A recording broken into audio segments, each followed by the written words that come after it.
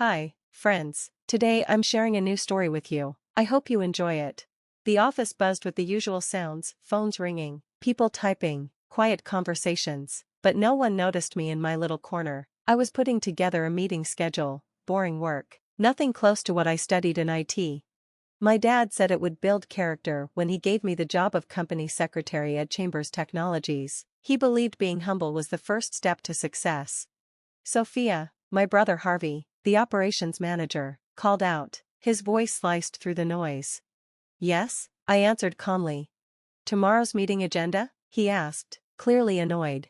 I sent it this morning, I said, looking him in the eye. Keep up, he muttered, walking away.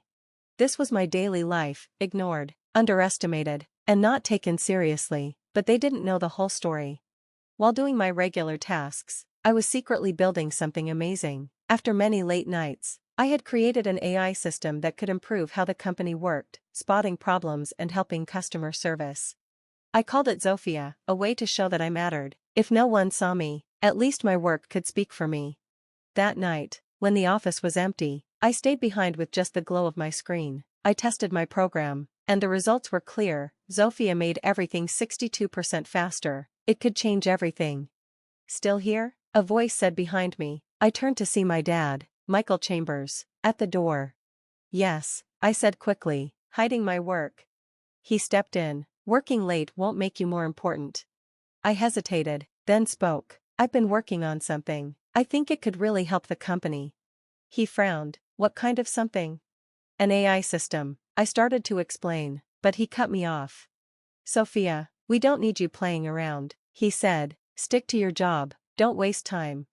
His words hurt, but I stayed quiet. After he left, I opened a new window, a patent application I'd been working on for weeks. He might not see my value, but someone else would. I took a deep breath and hit submit. It was my first step toward being noticed. The next morning, sunlight poured through the tall windows at Chambers Technologies, but it didn't make the office feel any warmer. I stood in the conference room with my folder, ready to present my AI project. My heart was racing, not from fear, but from finally having a chance to prove myself. Sophia, we don't have all day, Harvey said with a smirk. I ignored him and looked at my dad, who sat at the head of the table, not showing any interest. I built something that could improve how we work here. It's an AI system that. Not now, Sophia, my dad interrupted, waving me away. But it's ready, I said, just 5 minutes. I said no. His voice was loud, and the room went silent. My face burned as I saw some board members look away or smirk. Harvey leaned back in his chair, clearly enjoying my embarrassment. Let's focus on real business, my dad said. His words hurt more than he knew.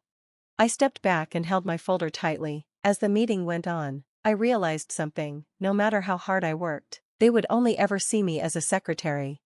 After the meeting, I went back to my desk, filled with anger and sadness. Hours passed until, near closing time, my dad called me into his office. Sophia, he said coldly, this isn't working out.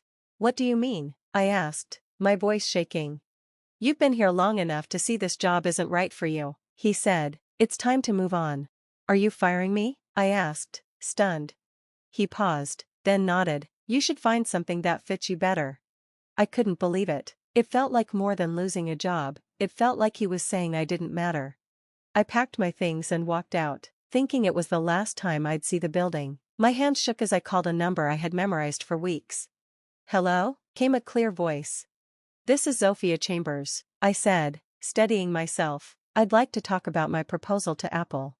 I had hit my lowest point, but I was ready to rise from it.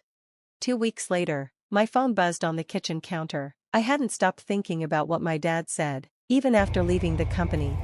Apple had responded quickly to my proposal. It almost felt too good to be true, but today, I would finally meet their team. I picked up the phone, my hands a little shaky. Hello? Miss Chambers? This is Linda from Apple's A division. We reviewed your proposal, and the board is very impressed. Can you come to Cupertino tomorrow morning to present it?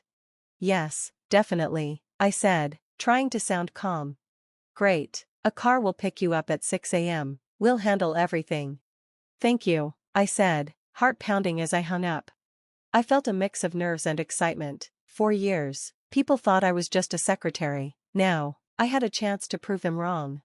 The next morning, I sat at a long glass table in Apple's modern headquarters. Across from me sat a panel of executives, watching me with interest. "Miss Chambers," one of them said, "your AI system, Zophia, is truly impressive. Can you explain how it works?" I nodded and started my presentation. As I explained how the AI system could find problems, predict customer needs, and automate tasks, my voice became more confident. When I finished, the room was silent. Then the head of the panel spoke. "We believe Zophia has great potential. We want to buy it for $170 million, and you'll lead our AI innovation team."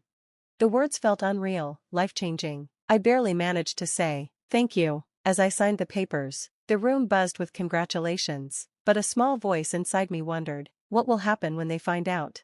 Later that night, I received an email from Apple. The subject line said, "Proposal approved. Next steps." My heart raced as I read how they planned to buy a majority share of Chambers Technologies, with me as CEO of the new partnership. It was everything I dreamed of, a chance to change my family's company and finally gain their respect. But there was a price to pay. The next morning, I met with Apple's legal team in their modern boardroom. As we finalized the deal, I felt both excited and nervous. The contract gave me great power, but the thought of facing my father and brother made me uneasy. "Miss Chambers," the lead attorney said, pulling me from my thoughts, "you need to tell your family before we make this public." I nodded, forcing a smile. "Of course, I'll do that." That evening, I walked into the familiar lobby of Chambers Technologies, feeling the weight of the moment. My father and Harvey were waiting in the conference room, looking confused and impatient. "Sophia, what's this about?" my father asked, his tone harsh. I took a deep breath. "Apple has decided to partner with me. They're acquiring a majority stake in Chambers Technologies, and I'll be the CEO of the company." Harvey laughed bitterly. "This is a joke, right? Apple is working with you?" "It's not a joke," I said firmly. "They see the value in my AI system, something neither of you ever did." My father's face went pale. "You went behind my back." "You made me," I replied. "You treated me like a secretary, but I proved you wrong." The silence was thick. Finally, my father spoke, his voice shaking with anger and regret. "You have no idea what you've done." "Oh, I do," I said, standing tall. "I've saved this company, whether you like it or not." As I left the room, their stunned faces stayed with me. In the boardroom, the atmosphere was tense, with only the sound of the projector displaying the new leadership structure. I stood at the head of the table, flanked by Apple's team, facing my father, Harvey, and the rest of the leadership team. The air was charged with tension, like before a storm. "Let's be clear," I started, my voice calm but strong. "This isn't a hostile takeover, it's a lifeline. Without this deal, the company would collapse within a year." Harvey scoffed, leaning back in his chair. "And you think you're the one to save it? Don't kid yourself, Sophia. You're just a secretary playing CEO." I met his eyes without flinching. "I built the Zophia protocol. I'm the one Apple trusted with a $170 million investment, and I'm the one with the power to fix this company, or let it fail." My father, who had been quiet, finally spoke. "Sophia, do you really think tearing your family apart is worth it?" "You tore it apart when you decided I was worthless," I replied. "You dismissed me without a second thought. This is me taking back what I deserve." Just then, the door swung open. A security officer entered, holding a USB drive. "Miss Chambers, we found this in Mr. Harvey's office," he said, handing it to me. "What's this?" I asked, frowning. Harvey's face turned pale. "It's nothing, just private documents." Ignoring him, I plugged the drive into the projector. The room gasped as files detailing embezzlement and financial mismanagement appeared on the screen. "You've been stealing from the company," I said, a mix of shock and anger in my voice. "You were the one running this company into the ground, not me." My father's expression changed from disbelief to rage. "Harvey, is this true?" Harvey stammered, his confidence slipping away. I was trying to keep the company afloat by taking." I cut him off. "You betrayed the company and the people who depend on us." The board murmured, and it was clear they no longer trusted Harvey. "Effective immediately," I said, "Harvey Chambers is removed from all leadership positions. As for you, father," I paused, my voice softening, "I'll offer you a role as an advisor, but you're no longer in charge." He nodded, his shoulders slumped. "I deserve that," he whispered. As I left the boardroom, a weight lifted from me. The company was mine to lead and redefine.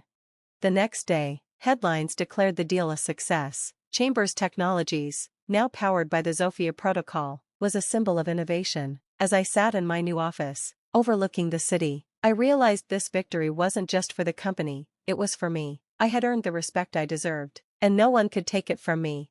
Friends, what do you think of this story? Leave your thoughts in the comments. Want to hear more? Don't forget to subscribe and click the bell so you never miss a video. See you tomorrow.